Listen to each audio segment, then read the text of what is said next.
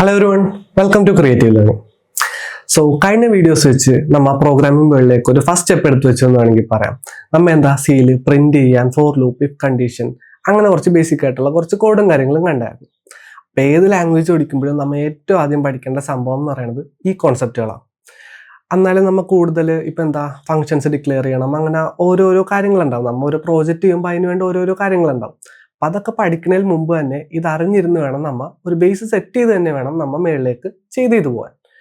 And ഈ പ്രോജക്റ്റുകൾ ഓരോന്നൊക്കെ ചെയ്യുമ്പോൾ നമുക്ക് അൽഗോരിതംസ് എഴുതേണ്ടി വരും, അല്ലെങ്കിൽ മോഡൽ ബിൽഡ് ചെയ്യാനും മറ്റേ സാധാരണ ഒരു വെബ്സൈറ്റ് ഡെവലപ്പ് ചെയ്യാനും കുറേ ലൂപ്പുകളും ഫങ്ഷൻസും എല്ലാം ഡിക്ലെയർ ചെയ്യേണ്ടി വരും. അപ്പം അന്നേരം നമുക്ക് വേണ്ട ഒരു സ്കില്ലാണ് ലോജിക്കൽ തിങ്കിങ് എന്ന് പറയുന്നത്. ആൻഡ് അതാണ് നമ്മുടെ സീരീസിൻ്റെ അടുത്ത ഭാഗമായിട്ട് വരുന്നത്. അപ്പോൾ ആ ലോജിക്കൽ തിങ്കിങ് എന്നുള്ള സ്കില്ല് ഡെവലപ്പ് ചെയ്യാൻ നമ്മൾ ചെയ്യുന്നത് പാറ്റേൺ അറിയും കാര്യങ്ങളൊക്കെ തന്നെ ആയിരിക്കും. കാരണം നമ്മൊരു പ്രോഗ്രാമിംഗ് ഫീൽഡിലേക്കാണ് പോകുന്നത്, ഒരു IT ഫീൽഡിലേക്ക് പോകുമ്പോൾ അതിന് വേണ്ട രീതിക്ക് വേണമല്ലോ നമ്മൾ പ്രിപ്പയർ ചെയ്യാൻ. അപ്പം അങ്ങനെ തന്നെ ആയിരിക്കും പോകുന്നത്. ആൻഡ് ഒരു ചോദ്യം എല്ലാവർക്കും ഉണ്ടാവും, നമുക്ക് ഈ ലോജിക്കൽ സ്കില്ല് ഇല്ലാതെ തന്നെ നമുക്ക് എന്താ ഒരു പ്രോജക്റ്റും കാര്യങ്ങളൊക്കെ ഡെവലപ്പ് ചെയ്തുകൂടെയെന്ന്. ഉറപ്പായിട്ടും പറ്റും. ഇപ്പം നമ്മൾ നന്നായിട്ട് വരക്കാൻ അറിയാവുന്ന ഒരാളാണെന്ന് വെച്ചോ, ഇപ്പോൾ പെൻസിൽ ഡ്രോയിങ് ആയിക്കോട്ടെ, കളേഴ്സ്, അങ്ങനെ എന്തെങ്കിലുമൊക്കെ നന്നായിട്ട് ചെയ്യാൻ അറിയാവുന്ന ഒരാളാണ്. ആൻഡ് നമ്മുടെ മൈൻഡിൽ ഒരു ഇമേജ് ഉണ്ട്, നല്ലൊരു ഹാപ്പി വൈബും മെമ്മറീസ് ഒക്കെ ഉള്ള ഒരു നല്ലൊരു ഇമേജ് ഉണ്ട്. അപ്പം അത് പെയിൻറ് ചെയ്യാൻ ഉദ്ദേശിക്കുന്നത്. അപ്പം നമ്മൾ അതിനുവേണ്ട പെയിൻറ്റും ബ്രഷസും എല്ലാം റെഡിയാക്കിയിട്ടുണ്ട്. പെയിൻറ് ചെയ്തൊരു പോയിന്റ് എത്തുമ്പോൾ നമുക്ക് എന്താ ഈ ഒരു ഭാഗത്ത് ഇന്നൊരു ഷെയ്ഡ് വേണം, ആ കളർ നമ്മുടെ കയ്യിലില്ല. അപ്പോൾ ചിലപ്പോൾ 2 കളർ മിക്സ് ചെയ്താൽ കിട്ടുന്ന ഒന്നേ ഉണ്ടാവുള്ളൂ. പക്ഷെ അതെങ്ങനെ ചെയ്യണം നമുക്ക് അറിഞ്ഞൂടെ, ഏതൊക്കെ കളർ എടുക്കണം, ഏതൊക്കെ റേഷ്യോയിൽ മിക്സ് ചെയ്യണം, അതറിയില്ല. അല്ലെങ്കിൽ ഒരു ഡിസൈൻ വരക്കാനുണ്ട് ഈ ഒരു ഭാഗത്തായിട്ട്, അതെങ്ങനെ കൊണ്ടുവരണം നമുക്കൊരു ഐഡിയ ഇല്ല. അപ്പം ആ ഒരു കമ്മ്യൂണിക്കേഷൻ ഗ്യാപ്പ്, അതാണ് ഈ ലോജിക്കൽ തിങ്കിങ് കൊണ്ട് ഒന്ന് ഒഴിവാക്കി കിട്ടണേ. ഇപ്പം ഈ സെയിം സംഭവം തന്നെ എന്താ ഒരു ആർട്ടിസ്റ്റിൻ്റെ അടുത്ത് എന്ന് ചോദിച്ചു കഴിഞ്ഞാൽ അവൻ പറയും, എടാ നീ ഈ 2 കളർ എടുത്തിട്ട് ഇത്രയും മിക്സ് ചെയ്താൽ മതി. ആൾ ഉദ്ദേശിക്കുന്നത് ഇത്രേ ഉള്ളൂ, നമുക്ക് ആ കളറിൻ്റെ ഷെയ്ഡ് ഇത്രയും കുറഞ്ഞു വരണം, അല്ലെങ്കിൽ ആ ബ്രൈറ്റ്നസ് കുറഞ്ഞു വരണം. അപ്പം അതിന് വേറെ കളർ ഇത്തിരി ഇങ്ങനെ നീക്കി കൊടുത്താൽ മതി. എന്നിട്ട് അവിടെ അടിച്ചു നോക്കും, പോരാന്നുണ്ടെങ്കിൽ വീണ്ടും ചെയ്ത് നോക്കും. അങ്ങനെ അതാണ് അവിടെ ചെയ്യുന്നത്. പക്ഷേ നമ്മൾ കാണുമ്പോൾ എന്താ പുള്ളി കറക്റ്റ് ഷെയ്ഡ് എടുത്ത് മിക്സ് ചെയ്ത് അടിച്ചു. അങ്ങനെ അപ്പം ആ ഒരു സ്കില്ല് ഡെവലപ്പ് ചെയ്യാനാണ് നമ്മൾ നോക്കുന്നത് ഈ ഒരു അടുത്ത 2 ഭാഗങ്ങൾ വെച്ച്. അപ്പോൾ ഈ പാറ്റേൺ പ്രിന്റിങ്ങിൻ്റെ സംഭവം എടുക്കാന്ന് വെച്ചാൽ എന്താ, നമ്മളിപ്പോൾ ഒരു റൈറ്റ് ട്രയാങ്കിൾ എടുക്കുന്നു. ആൻഡ് അത് പ്രിന്റ് ചെയ്യുമ്പോൾ നമ്മൾ ശരിക്കും ആലോചിക്കുന്ന കാര്യങ്ങൾ ഇത്രയുണ്ട്, അതിലെത്ര റോസ് ഉണ്ട്, ഒരു റോ എത്ര എണ്ണം ഉണ്ട്, അതേപോലെ ഒരു റോയിൽ എത്ര എലമെന്റ് വന്നിട്ടുണ്ട്, ഒരു റോയിൽ നിന്ന് അടുത്ത റോയിലേക്ക് വരുമ്പോൾ എന്താണ് വന്ന മാറ്റം. അപ്പം ഇത്രയും കാര്യങ്ങളൊക്കെ നമ്മൾ ആലോചിച്ചിട്ട് അതിനോരോ ഉത്തരങ്ങളൊക്കെ കിട്ടുമായിരിക്കും. അപ്പം ആ കുഞ്ഞു ഭാഗങ്ങളൊക്കെ മുട്ടിച്ച് ചെയ്ത് കഴിയുമ്പോൾ നമുക്ക് എന്താ ആ ഫുൾ പാറ്റേൺ അവിടെ കിട്ടും. നമ്മൾ ആലോചിക്കുന്ന രീതിയാണ് നമ്മൾ കോഡ് വഴി കമ്മ്യൂണിക്കേറ്റ് ചെയ്യുന്നത്. ആൻഡ് ആ ഒരു അണ്ടർസ്റ്റാൻഡിങ്ങിലോട്ട് നമ്മൾ എത്തണം. അതേപോലെ തന്നെ ആലോചിക്കുന്ന രീതി എങ്ങനെ കോഡ് ചെയ്യാമെന്നും കൂടി നമ്മൾ മനസ്സിലാക്കണം. ഈ ഒരു സീരീസ് കൊണ്ട് നിങ്ങൾ ഡെവലപ്പ് ചെയ്യാൻ പോകുന്ന ഒരു സ്കില്ല് അത് തന്നെയെന്ന് പറയാം. നമ്മൾ ഇപ്പം ചെയ്ത ഈ പ്രോസസ്സ് നമുക്ക് എന്താ വലിയൊരു പാറ്റേൺ കിട്ടിയപ്പോൾ ഓരോരോ ഭാഗങ്ങളായിട്ട് തിരിച്ച് ഓരോരോ ചോദ്യങ്ങൾ ചോദിച്ചിട്ട് ഓരോരോ ഭാഗങ്ങളായി തിരിച്ച് അതിനെയാണ് നമ്മൾ പ്രോസസ്സ് ചെയ്ത് കംപ്ലീറ്റ് ഒരു ഔട്ട്പുട്ടായിട്ട് എടുത്ത്. അതേപോലെ തന്നെ നമുക്ക് വലിയൊരു ടാസ്കോ വലിയൊരു പ്രോജക്റ്റോ ഒക്കെ കിട്ടിക്കഴിഞ്ഞാൽ ഇതേപോലെ കുഞ്ഞു ടാസ്കുകളായിട്ട് നമുക്ക് തിരിക്കാൻ പറ്റണം. ആൻഡ് ആ കുഞ്ഞു ടാസ്ക് തീർത്തിട്ട് അത് ഒട്ടിച്ചു വെച്ചാൽ മാത്രം മതിയോ നമുക്കത് ഫുള്ള് കംപ്ലീറ്റ് ചെയ്യാൻ. നമ്മൾ ഇപ്പം ചെയ്ത പോലെ നമ്മൾ എന്താ ഒരു പാറ്റേൺ കിട്ടി, അതിനെ ഓരോരോ പീസായിട്ട് തിരിച്ച് ഓരോരോ ക്വസ്റ്റ്യൻസ് ചോദിച്ചിട്ട് നമ്മൾ അതിനെ ഓരോരോ ഭാഗമായിട്ട് തിരിച്ച്, എന്നിട്ട് ആ ഒരു ഭാഗമാണ് നമ്മൾ കോഡ് ചെയ്ത് തീർത്തേ. അതേപോലെ വലിയൊരു ടാസ്ക് കിട്ടിക്കഴിയുമ്പോൾ നമ്മൾ എന്താ ഇതേപോലെ കുഞ്ഞു ടാസ്കുകളായിട്ട് തിരിച്ചിട്ട് അതൊരോന്ന് കംപ്ലീറ്റ് ചെയ്യുക. ആൻഡ് അത് കംപ്ലീറ്റ് ചെയ്ത് എല്ലാം കൂടി കൂട്ടി യോജിക്കുമ്പോൾ നമുക്ക് എന്താ ഈ കംപ്ലീറ്റ് ടാസ്ക് തീർന്നിട്ടുണ്ടാവും, അല്ലെങ്കിൽ ആ പ്രോജക്റ്റ് നമ്മൾ കംപ്ലീറ്റ് ചെയ്തിട്ടുണ്ടാവും. ഈ ഒരു സ്കില്ല് ഡെവലപ്പ് ചെയ്യാൻ വേണ്ടി തന്നെയാണ് നമ്മൾ ഈ ലോജിക്കൽ തിങ്കിങ് അല്ലെങ്കിൽ ആ ഒരു എബിലിറ്റി ഡെവലപ്പ് ചെയ്യാൻ വേണ്ട ടാസ്കുകളും കാര്യങ്ങളും എല്ലാം ചെയ്യുന്നതും. ഈവൻ ഇൻ്റർവ്യൂസിന് പോകുമ്പോഴും അവരെന്താ ആപ്റ്റിറ്റ്യൂഡും അല്ലെങ്കിൽ പറഞ്ഞ പോലെ പാറ്റേൺ പ്രിന്റിംഗ് ഒക്കെ വെച്ച് ചെയ്യുന്നതും കണ്ടിട്ടുണ്ട്. അപ്പോൾ അതൊക്കെ അവർ ടെസ്റ്റ് ചെയ്യുന്നത് നിങ്ങൾക്ക് ആ ഒരു സ്കില്ല് ഉണ്ടോ എന്ന് അറിയാൻ വേണ്ടിയാണ്. എപ്പോഴും ഒരു സിറ്റുവേഷൻ വന്നു കഴിഞ്ഞാൽ അത് ഹാൻഡിൽ ചെയ്യാൻ പറ്റുമെന്ന് അറിയാൻ വേണ്ടിയാണ്. ഓക്കെ, അപ്പോൾ നമ്മൾ ഈ സീരീസിൽ നമ്മൾ എന്താ 2 കാര്യങ്ങൾ വെച്ചാണ് ഇത് ചെയ്യാൻ പോകുന്നത്. ഒന്ന് പാറ്റേൺ പ്രിന്റിങ്ങും, 2 അറേ മാനിപ്പുലേഷനും. അപ്പോൾ തുടങ്ങുമ്പോൾ എപ്പോഴും ഏറ്റവും ബേസ് സംഭവത്തിൽ നിന്ന് തന്നെ നമുക്ക് തുടങ്ങാം. ഇപ്പോൾ പാറ്റേൺ പ്രിന്റിങ് എടുക്കുകയെന്നുണ്ടെങ്കിൽ തന്നെ ആദ്യം ഒരു ലൈനിൽ ഒരു 5 സ്റ്റാർ നമ്മൾ പ്രിന്റ് ചെയ്യുന്നു. അല്ലെങ്കിൽ ആദ്യത്തെ ഒരു 10 നമ്പർ പ്രിന്റ് ചെയ്യുന്നു. അങ്ങനെ ജസ്റ്റ് ബേസിക് കാര്യങ്ങൾ ചെയ്യുമ്പോൾ തന്നെ നമുക്ക് എന്താ ആ ഫോർ ലൂപ്പൊക്കെ എങ്ങനെ വർക്ക് ആവണേ, കണ്ടീഷൻസ് എങ്ങനെ വർക്ക് ആവണേ, നമ്മുടെ ഐഡിയ എങ്ങനെയാണ് കോഡായിട്ട് മാറിക്കൊണ്ടിരിക്കുന്നത്, ഇതൊക്കെ ഒന്ന് മനസ്സിലായി തുടങ്ങും. അത് കഴിഞ്ഞ് കുറച്ചുകൂടി കട്ടി കൂട്ടുക, കുറച്ചുകൂടി കോംപ്ലക്സ് ആയിട്ടുള്ള പാറ്റേൺ എടുക്കുക. ഇപ്പം നമ്മളിപ്പോൾ പറഞ്ഞ പോലത്തെ റൈറ്റ് ട്രയാങ്കിൾ, അല്ലെങ്കിൽ നമ്മൾ പഠിച്ചിട്ടുള്ള ഓരോ ഷേപ്പുകൾ ഉണ്ടാവില്ല. ഇപ്പം എന്താ ഒരു സ്ക്വയർ, റെക്റ്റാങ്കിളോ അല്ലെങ്കിൽ ഡയമണ്ട്, അങ്ങനെ ഏതെങ്കിലും ഒരു ഷേപ്പുകൾ അത് ഓരോന്നൊക്കെ പ്രിന്റ് ചെയ്ത് നോക്കാം. അങ്ങനെ നമുക്ക് ആലോചിക്കാൻ പറ്റുന്ന എന്തും കോഡ് ചെയ്യാൻ പറ്റുന്ന സ്റ്റേജിലോട്ട് അത് നമ്മളെ ഹെൽപ്പ് ചെയ്യും. അതുകൊണ്ടാണ് നമ്മൾ പാറ്റേൺ പ്രിന്റിങ്ങിന് തുടങ്ങുന്നത്.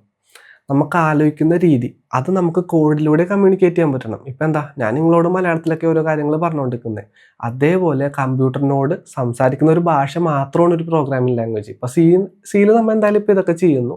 അതേപോലെ പൈത്തൺ, ജാവ, നോഡ് അല്ലെ ഏതെങ്കിലും ആയിക്കോട്ടെ, ഏത് ലാംഗ്വേജ് ആയാലും നമ്മൾ കമ്പ്യൂട്ടറിനോട് കമ്മ്യൂണിക്കേറ്റ് ചെയ്യാൻ വേണ്ടി യൂസ് ചെയ്യുന്ന ഒരു മീഡിയം മാത്രമാണത്. അപ്പം നമ്മൾ ആലോചിക്കുന്ന സാധനം കമ്മ്യൂണിക്കേറ്റ് ചെയ്യാൻ പറ്റണം. ആൻഡ് അതിന് നന്നായിട്ട് ഹെൽപ്പ് ചെയ്യുന്ന ഒരു സംഭവമാണ് ഈ പാറ്റേൺ പ്രിന്റിംഗ് എന്ന് പറയുന്നത്. ഇനി അറയിലോട്ട് കയറുമ്പോൾ, അറേ എന്ന് പറഞ്ഞാൽ എന്താ, ഒരു കളക്ഷൻ ഓഫ് ഡാറ്റ അല്ലേ. ഇപ്പോൾ നിങ്ങൾ ഒരു തുണിക്കടയിലോട്ട് കയറി ചെല്ലണമെന്ന് വെച്ചോ, അവിടെ ആ കൂമ്പാരം പോലെ ഒരു തുണി ഇങ്ങനെ കൂട്ടിയിട്ടിട്ടുണ്ടാവും. ഇപ്പോൾ ആ വലിയ സെയിലൊക്കെ 90% ഓഫൊക്കെ നടക്കുന്നുണ്ടെങ്കിൽ മിക്കവാറും നിങ്ങൾ അവിടെ ചെല്ലുമ്പോൾ അതേപോലെ ആയിരിക്കും ഡ്രസ്സും കാര്യങ്ങളൊക്കെ കിടക്കുന്നത്. അപ്പോൾ നമ്മൾ എന്താ, നമുക്ക് പറ്റിയ ഡ്രസ്സ് എടുക്കണമെങ്കിൽ നമ്മൾ എന്താ ഇഷ്ടപ്പെട്ട ഡ്രസ്സുകളൊക്കെ ഓരോന്ന് എടുത്തെടുത്ത് മാറ്റി വെച്ച് അതിൻ്റെ സൈസ് നമുക്ക് പറ്റിയാണെന്ന് നോക്കും. ആൻഡ് ഇഷ്ടപ്പെട്ട് അങ്ങനെ എടുത്ത് പോരുന്നു. വേറൊരാൾ വന്നിട്ട് ഈ പറഞ്ഞ പോലെ ഓരോന്നിൻ്റെ സൈസ് നോക്കിയിട്ട് പറ്റിയ സൈസ് കണ്ടു കഴിഞ്ഞാൽ അതെടുത്തിട്ട് കൊള്ളാവോ, ഇഷ്ടപ്പെട്ട അങ്ങനെ നോക്കിയിട്ടായിരിക്കും എടുക്കുന്നത്. അപ്പോൾ രണ്ടുപേരും ആലോചിച്ച രീതി ഡിഫറെൻറ്റാണ്. പക്ഷെ രണ്ടുപേർക്കും അവസാനം എന്താ പ്രോഡക്റ്റ് എത്തുന്നുണ്ട്. ചിലപ്പോൾ രണ്ടാമത്തെ ആൾക്കായിരിക്കും മിക്കവാറും പെട്ടെന്ന് ഡ്രസ്സ് കിട്ടുക. ആളൊരു സൈസ് എടുത്തിട്ട് സൈസ് അല്ലാന്നുണ്ടെങ്കിൽ മാറ്റി പോകണമല്ല. അപ്പോൾ സമയം വെറുതെ പോകണില്ല. ഇപ്പം ഇഷ്ടപ്പെട്ട കണ്ടത് വെച്ച് നോക്കി അങ്ങനെ സമയമൊന്നും പോകണില്ല. സൈസ് അല്ലെങ്കിൽ മാറ്റി വിടുന്നു. അങ്ങനെ മറ്റേ ആൾക്ക് ചിലപ്പോൾ ലക്ക ഉണ്ടെങ്കിൽ ആദ്യം കിട്ടും. എന്നാലും എന്താ മാക്സിമം എഫക്റ്റീവായിട്ടുള്ള രീതിക്ക് കാര്യം ചെയ്യാനേ നമ്മൾ നോക്കുള്ളൂ. ഇപ്പോൾ ഈ സെയിം സിറ്റുവേഷൻ നിങ്ങൾ കയറി ചെല്ലുന്ന കടയിൽ ഓരോ സൈസ് തിരിച്ച് ഓരോ ഡ്രസ്സ് ഇങ്ങനെ വെച്ചിട്ടുണ്ടെന്ന് വെച്ചോ. എടാ ഈ സൈസിലുള്ളതാണ് 30, അപ്പം നീ ഇതിൽ നോക്കിയാൽ മതി, അങ്ങനെയൊക്കെ പുള്ളി പറയും. നമുക്ക് എളുപ്പത്തിൽ സാധനവും കിട്ടും. അപ്പം ഇതേപോലെ തന്നെയാണ് ഒരു അറയിലെ കേസും. നമുക്കൊരു അറയിൽ എന്ന് പറയുമ്പോൾ മിക്കവാറും ഒരു റോ ഡാറ്റ ആയിരിക്കും, നല്ല മിക്സായി കിടക്കുന്ന ഒരു ഡാറ്റയൊക്കെ തന്നെ ആയിരിക്കും. അപ്പം അതിൽ നിന്ന് നമുക്ക് വേണ്ട സാധനങ്ങൾ എടുക്കാൻ വേണ്ടി കുറച്ച് ഐഡിയാസ് എന്തെങ്കിലും നമുക്ക് ഉണ്ടാവും. ഇപ്പം ആദ്യം മറ്റേ സൈസ് നോക്കിയിട്ട് ഡ്രസ്സ് സെലക്ട് ചെയ്യുന്നു, അതേപോലെ എന്തെങ്കിലും ഐഡിയാസൊക്കെ നമുക്ക് ഉണ്ടാവും. ആൻഡ് ആ ഐഡിയ ഇംപ്ലിമെൻറ്റ് ചെയ്യുക. അപ്പോൾ പാറ്റേൺ ആയിക്കോട്ടെ, അറേ ആയിക്കോട്ടെ, അല്ലെങ്കിൽ നമ്മുടെ വേറെ ഏതെങ്കിലും ടോപ്പിക്കുകളായിക്കോട്ടെ, എല്ലാത്തിനും കോമൺ ആയിട്ട് കുറച്ച് റൂൾസും കോമൺ ആയിട്ട് കുറച്ച് ഐഡിയാസും ഉണ്ടാവും. അപ്പോൾ എപ്പോഴും അതാദ്യം നമ്മൾ മനസ്സിലാക്കി വെക്കണം. ആൻഡ് അറേയുടെ കേസിലോട്ട് പോകുമ്പോൾ നമ്മൾ നോക്കാൻ പോകുന്നതും ഈ പറഞ്ഞ ഐഡിയാസൊക്കെ തന്നെ ആയിരിക്കും.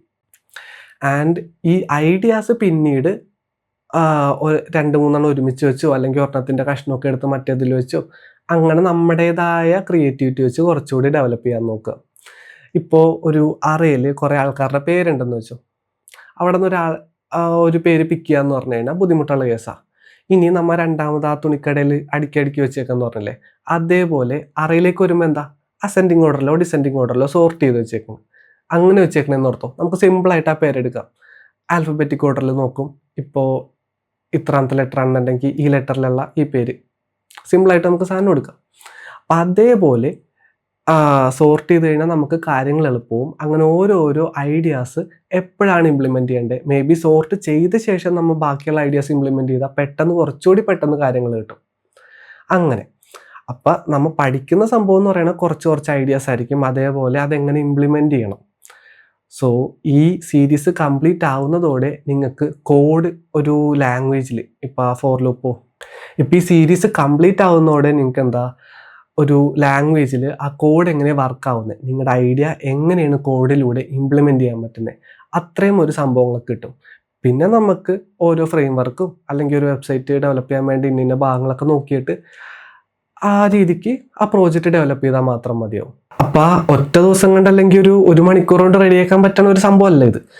നിങ്ങൾ പ്രാക്ടീസ് ചെയ്ത് തന്നെ വേണം. എന്താ പറയുക, ഇപ്പം വണ്ടി ഓടിക്കാൻ പഠിച്ചപ്പോൾ എങ്ങനെയായിരുന്നു, നമ്മൾ ആദ്യം ലെഫ്റ്റ് ചേർത്ത് പയ്യെ നൈസായിട്ട് അങ്ങ് ഓടിച്ചുകൊണ്ടുപോകും. പിന്നെ പയ്യെ സ്പീഡൊക്കെ കൂട്ടി തുടങ്ങി, ഇടയ്ക്ക് ലെഫ്റ്റിലും റൈറ്റിലൊക്കെ കൂടി ഓവർടേക്ക് ചെയ്യും. പിന്നെന്താ 1-2 വർഷം കഴിയുമ്പോഴേക്കും തന്നെ ഏത് ഗ്യാപ്പ് ഉണ്ടല്ലോ അതിൽ കൂടി കുത്തിക്കയറ്റി നമ്മൾ കൊണ്ടുപോയിക്കോളും. അതേപോലെ തന്നെ ഇവിടെ നമ്മൾ സ്റ്റാർട്ടിങ്ങിൽ പയ്യെ സ്ലോ ആയിട്ടൊക്കെ ആയിരിക്കും പോകുന്നത്. ഓരോരോ പാറ്റേൺസ്, ഓരോരോ മെത്തേഡ്സ് അതൊക്കെ വർക്കൗട്ട് ചെയ്ത് നോക്കും. നമ്മൾ വർക്കൗട്ട് ചെയ്ത ഐഡിയാസ് തന്നെ വീണ്ടും വേറെ സ്ഥലത്ത് വർക്കൗട്ട് ചെയ്ത് നോക്കും. സോ നമുക്കുള്ളിൽ പ്രാക്ടീസ് ആവുക. അതിൽ വരുന്ന ഓരോ ചേഞ്ചും എങ്ങനെ എഫക്റ്റ് ചെയ്യണമെന്ന് നമുക്ക് മനസ്സിലാവുക. അപ്പോൾ നമ്മൾ ശ്രദ്ധിക്കേണ്ട കാര്യങ്ങൾ അതൊക്കെയാണ്. നമ്മൾ ജസ്റ്റ് പഠിച്ച് പോവുകയല്ല വേണ്ടത്. നമ്മൾ പഠിച്ചത് എന്തുകൊണ്ട് അതങ്ങനെ വന്നു, ആ രീതിക്ക് മനസ്സിലാക്കി വേണം നമ്മൾ നോക്കാൻ. ഓരോ കോഡ് ചെയ്യുമ്പോഴും നമ്മളൊരു പാറ്റേൺ കിട്ടി, അത് കോഡ് ചെയ്തു. ആ കോഡ് നമ്മൾ സ്വന്തമായിട്ട് ഡീകോഡ് ചെയ്യാൻ പറ്റണം. ലൈക്ക് ഒരു കോഡ് കിട്ടിക്കഴിഞ്ഞാൽ നമുക്ക് തിരിച്ചതൊരു പാറ്റേൺ ആക്കാൻ പറ്റണം. അത് പറ്റണം എന്നുണ്ടെങ്കിൽ നിങ്ങൾക്ക് ആ കോഡ് എങ്ങനെ വർക്ക് ചെയ്യണമെന്ന് അറിയണം. അപ്പോൾ ഓരോ തവണയും നിങ്ങൾ ഒരു കോഡ് എഴുതുമ്പോൾ അതെങ്ങനെ വർക്ക് ചെയ്യണമെന്ന് മനസ്സിലാക്കി തന്നെ എഴുതുക. ജസ്റ്റ് ഒരു ഫ്ലോയിൽ അല്ലെങ്കിൽ ആ വീഡിയോ കണ്ടതിൻ്റെ ഒരു ഇതിൽ പോയിട്ട് നമുക്ക് പ്രത്യേകിച്ച് കാര്യമൊന്നുമില്ല. നമ്മൊരു സ്കില്ല് ഡെവലപ്പ് ചെയ്യാൻ ഇവിടെ വന്നത്. അപ്പോൾ അതിന് വേണ്ട രീതിക്ക് തന്നെ അതിന് വേണ്ടി ഇരിക്കുക. സോ ബേസിക്കലി ഈ ലോജിക്കൽ തിങ്കിങ് എന്ന് പറയുന്നത് നമ്മുടെ ക്രിയേറ്റിവിറ്റി പുറത്ത് കൊണ്ടുവരാനുള്ള ഒരു വഴി മാത്രമാണ്. പിന്നെ പുറത്ത് കൊണ്ടുവരാനല്ല, നമുക്കില്ലാത്തൊരു ക്രിയേറ്റിവിറ്റി ഉണ്ടാക്കാനും ഇത് ഹെൽപ്പ് ചെയ്യും. ഇപ്പം ഞാൻ ഒരു ഡാറ്റ അനലിസ്റ്റാണ്. എനിക്ക് കളർ സെൻസ് എന്ന് പറഞ്ഞ സംഭവമില്ല. ഇപ്പം ഈ കളറിനൊപ്പം ഏതാ ചേരണേ, അല്ലെങ്കിൽ നമ്മൾ ഈ മതലിന് ഏത് കളറൊക്കെ അടിക്കും, അങ്ങനെയൊക്കെ ചോദിച്ചാൽ എനിക്ക് അത്ര നല്ല അഭിപ്രായം പറയാനുണ്ടാവില്ല. ഒന്ന് ആലോചിച്ച് നോക്കിയേ, ഞാൻ ഒരു ഡാഷ്ബോർഡ് ക്രിയേറ്റ് ചെയ്യണം. ഗ്രാഫിന് ഏതൊക്കെ കളർ കൊടുക്കണമെന്ന് അറിയില്ല, അതിൻ്റെ ബാക്ക്ഗ്രൗണ്ട് ഏത് കളർ കൊടുക്കണമെന്ന് അറിയില്ല, എന്ത് ചെയ്യും?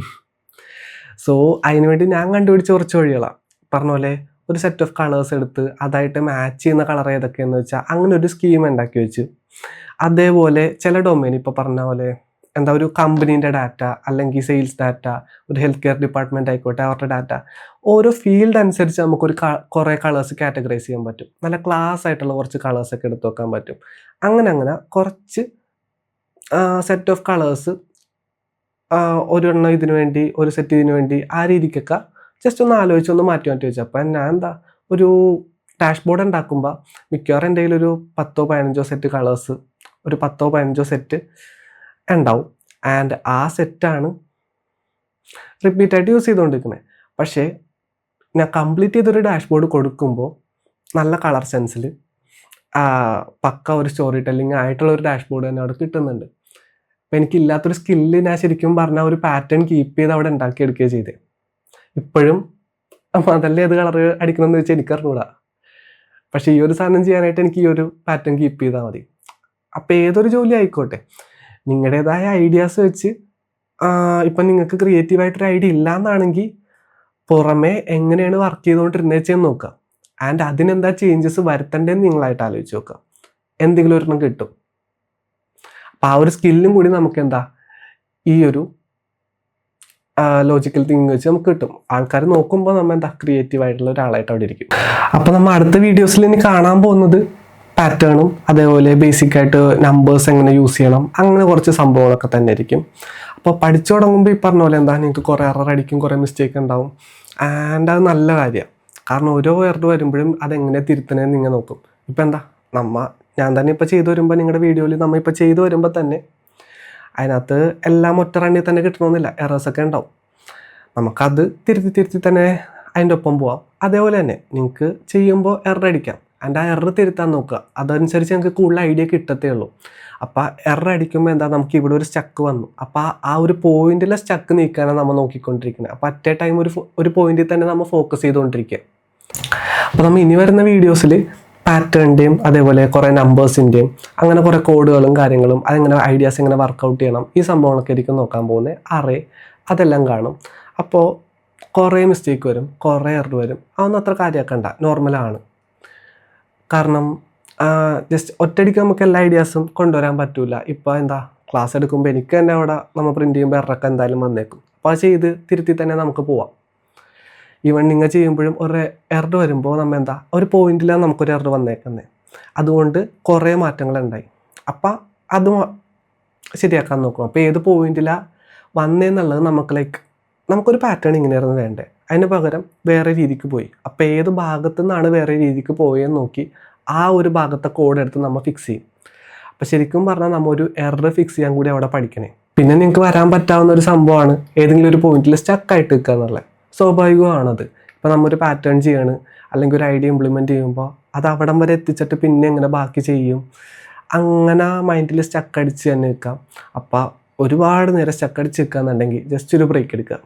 തിരിച്ചു വരുമ്പോഴും ഈ പാറ്റേൺ തന്നെ ചെയ്യണമെന്നൊരു നിർബന്ധമില്ല. വേറെ എന്തെങ്കിലുമൊക്കെ ചെയ്ത് നമ്മുടെ കോൺഫിഡൻസ് ഒക്കെ ബിൽഡ് ചെയ്തിട്ട് വീണ്ടും തിരിച്ചിലേക്ക് വന്നാൽ മതി. അപ്രോച്ച് ചെയ്യേണ്ട രീതിയും കാര്യങ്ങളൊക്കെ നമ്മൾ ഈ വരുന്ന വീഡിയോസിൽ പറയുന്നുണ്ട്. ആൻഡ് ആ രീതിക്ക് പോകും തോറും നമുക്ക് ഐഡിയാസ് ഡെവലപ്പ് ആവും. ഓരോന്നും ഏത് പാറ്റേണും ഈസി ആയിട്ട് പ്രിൻറ്റ് ചെയ്യാനും പറ്റും. സോ ഓരോ ലോജിക്കൽ ഐഡിയാസും ഓരോ പാറ്റേൺസൊക്കെ ആയിട്ട് നമുക്ക് അടുത്ത വീഡിയോസിൽ കാണാം. Thank you.